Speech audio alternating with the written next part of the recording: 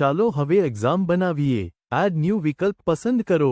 તેમાં વિદ્યાર્થીના roll number કેટલા અંકમાં જોઈએ છીએ તે લખો. ત્યારબાદ એક્ઝામના જેટલા પેપર સેટ હોય તે લખો. આપણે એક પસંદ કરીશું. ત્યારબાદ જેટલા વિષય હોય તે લખો. આપણે 2 પસંદ કરીશું. જેટલા વિષય હોય તેટલા પસંદ કરી શકાય. વિષયનું નામ લખો અને એ વિષયને જેટલા ભાગમાં વહેંચવો હોય તેટલા સેક્શન પસંદ કરો. આપણે પ્રથમ મેથ અને બીજો વિષય એસએટી લખીએ. જો તમને કોઈ એક વિષયમાં એકથી વધુ ભાગ પાડવા હોય તો તેટલા સેક્શન રાખી શકો.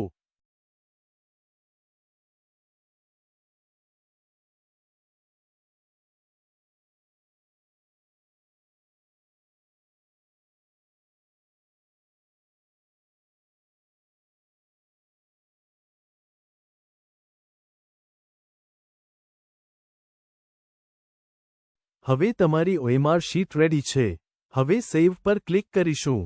હવે તમે ક્લાસ નેમ પસંદ કરો. પ્રથમ વખત એડ ન્યૂ કરો. ત્યારબાદ આપની એક્ઝામને નામ આપો. હવે એક્ઝામ ડેટ પસંદ કરી સેવ પર બટન દબાવો. તમારી એક્ઝામ તમને અહીં જોવા મળે છે તેના પર ક્લિક કરો. અહીં OMR વિકલ્પ જોવા મળે છે તેના પર ક્લિક કરી તમે OMRની PDF ડાઉનલોડ કરી શકો છો. આભાર.